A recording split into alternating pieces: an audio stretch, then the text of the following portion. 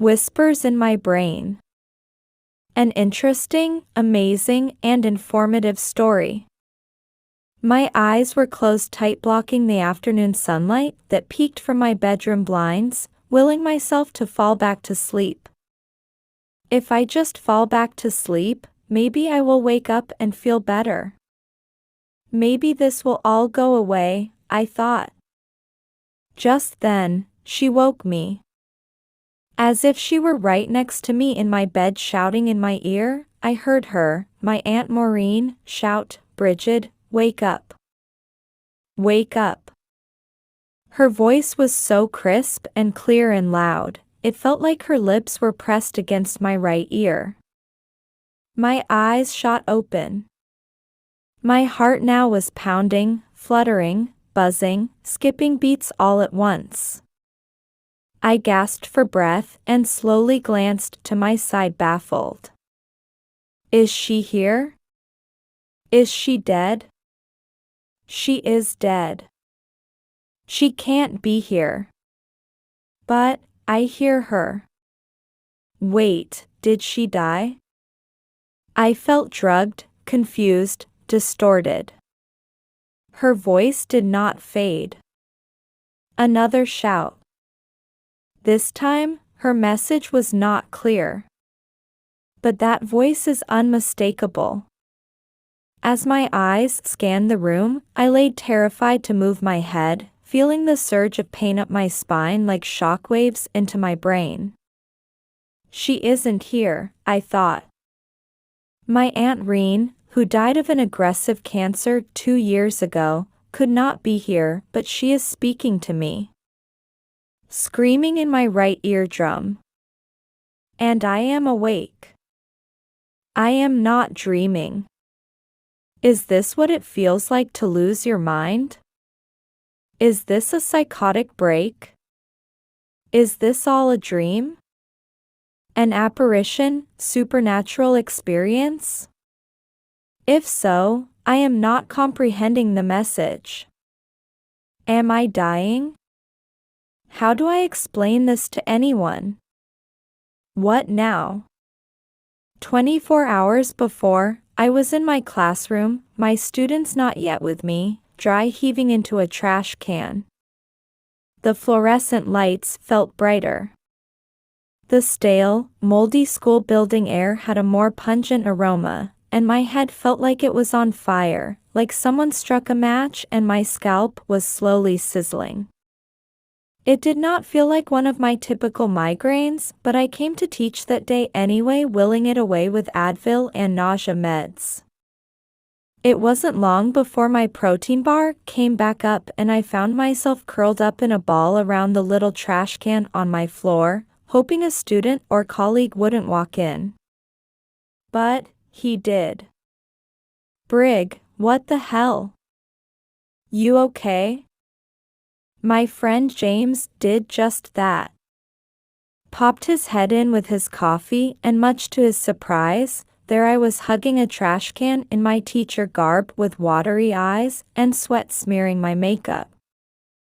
All I could do was shake my head no. As he made his way over, I finally got out, I think I have the flu or something. Maybe I should go. I grab a chair and look like I'd fail a DUI test. You think? Get out of here. Damn, you are unsteady. I'll just walk you to the nurse. I felt like a child. My vulnerability beat out my stubbornness and need for control, and I let him take me by the arm. I felt too shitty to care how this looked, weak and needing help.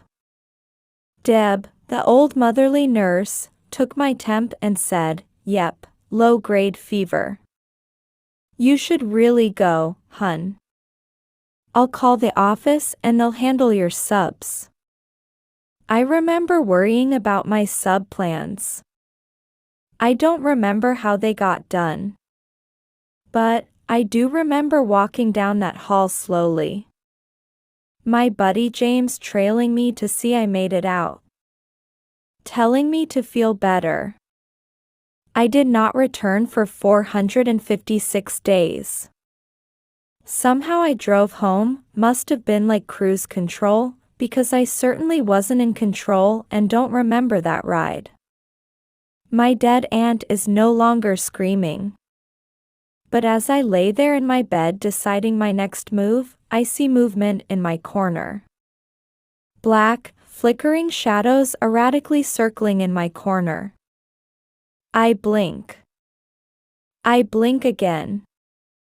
They are still there, and they have multiplied. I see bats in my corner right in between my closet and my beloved rocking chair passed down from my Mom Rose. I have laid in bed many nights staring at it, picturing generations of women in my family rocking babies, myself included. Baby Owen first, and then baby Hope, now in kindergarten and pre-K. I see that chair and I can smell that sweet delicate baby shampoo mixed with milk and I feel the warmth.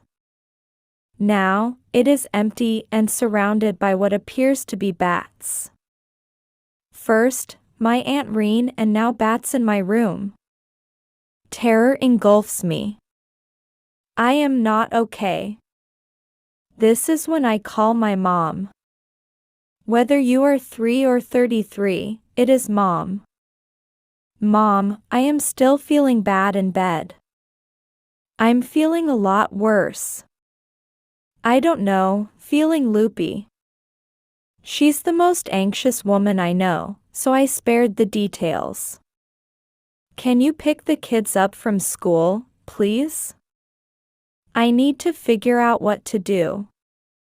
Bridget, I don't like the sound of this. She emphasizes my full name as she does when she is serious. I am telling your father, too.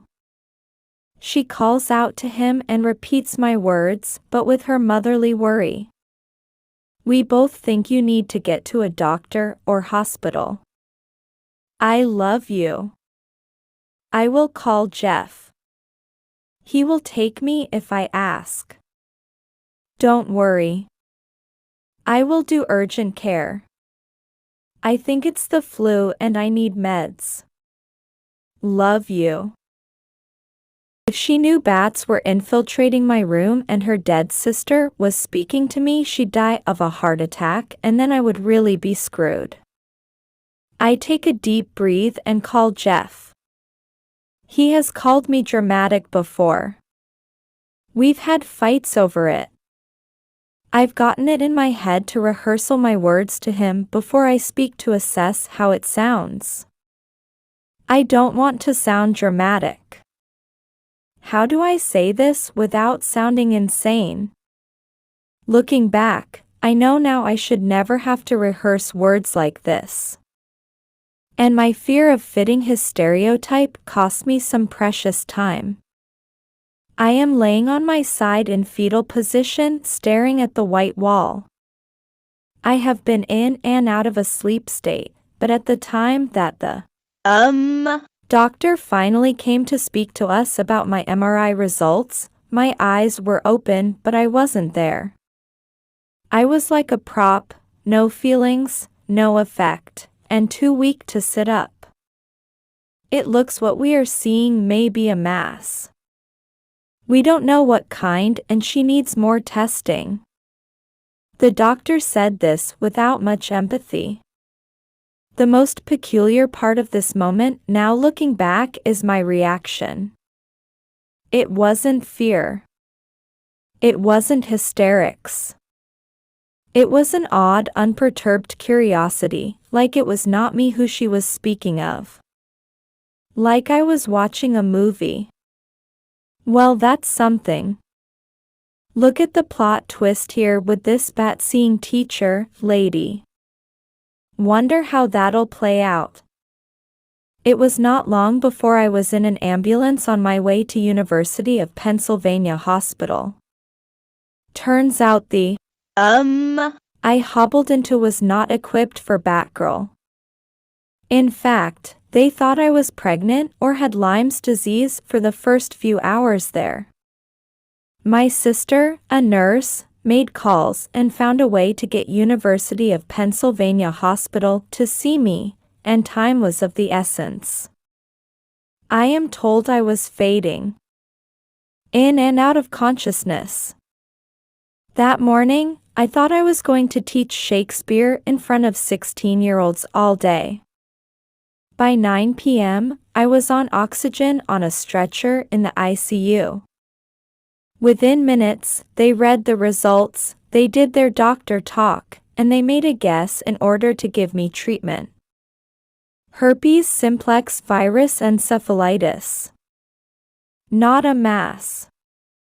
The doctor, who I actually do remember looking like a George Clooney type, pulled no punches when he said the previous hospital completely misread my results and also me.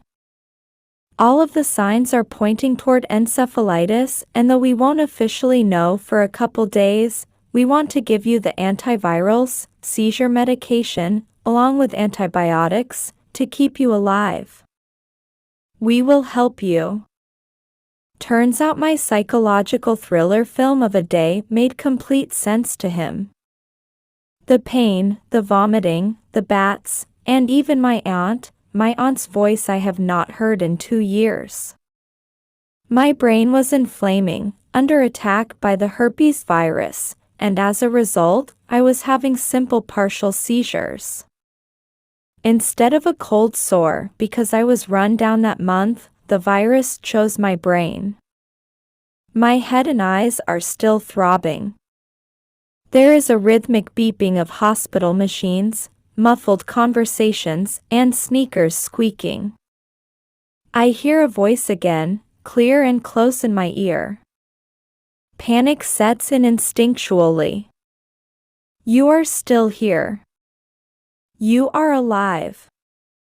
You are going to be okay. You keep sleeping, sweetie. I love you. It's a whisper. I stir and blink, afraid I am alone with this voice, afraid to open my eyes for what I will see, but there is a hand and I squeeze it tight. I take a deep breath and exhale 2 days of pure terror.